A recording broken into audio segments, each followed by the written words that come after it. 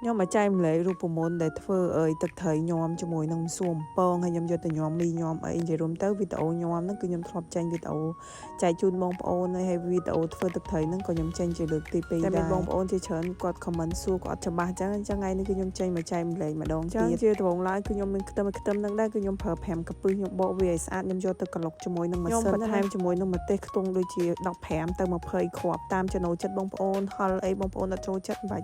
phở chớn peក៏បានដែរតែស្រស់នឹងខ្ទឹមស្រស់ហ្នឹងគឺខ្ញុំយកទៅកិនឲ្យម៉ត់បន្ទាប់មកគឺខ្ញុំមានក្រូចឆ្មាខ្ញុំដាក់ខ្ទង់8ទៅ10គ្រាប់ដោយសារក្រូចខ្លះវាអាចនឹងចេញទឹកច្រើនហើយក្រូចខ្លះទៀតក៏អត់សូវមានទឹកអញ្ចឹងយើងលៃលោកតាមភាពជាក់ស្ដែងអញ្ចឹងខ្ញុំក៏មកចាប់ផ្ដើមលាយទឹកក្រូចឆ្មាខ្ញុំត្រងឲ្យស្អាតមកបន្ទាប់មកដាក់ខ្ទឹមម្ទេសដែលយើងក៏ច្រាំម៉ត់ហ្នឹងស្ករសខ្ញុំប្រើខ្ទង់50%ចំណាយទឹកត្រីគឺខ្ញុំដាក់ខ្ទង់1វែកស្លហើយទឹកត្រីកោះកុងដបនេះគឺខ្ញុំដាក់2កូនចងពេញមកបងប្អូនហើយចំណែកប៊ីចេងគឺខ្ញុំអត់ប្រើទេដោយសារទឹកត្រីកោះកុងដបវាមានរសជាតិភ្លាវហើយតែបើបងប្អូនចង់ដាក់មកបន្តិចទៅបានហើយគ្រឿងផ្សំផ្សេងជូរផ្អែមប្រៃអីដាក់តាមចំណូលចិត្តបងប្អូនទៅតែចំណែកខ្ញុំគឺខ្ញុំដាក់ប៉ុណ្ណឹងរសជាតិគឺទទួលយកបានហ្មងយកទៅញ៉ាំគឺឆ្ងាញ់ខ្លាំងហើយទឹកត្រីនឹងដែរយើងទុកក្រៅទូទឹកកកមកយប់ទៅវាងុំចូលជាតិគ្នាល្អបន្ទាប់មកចាំដាក់ទូទឹកកកទុកបានរាប់ខែបងប្អូន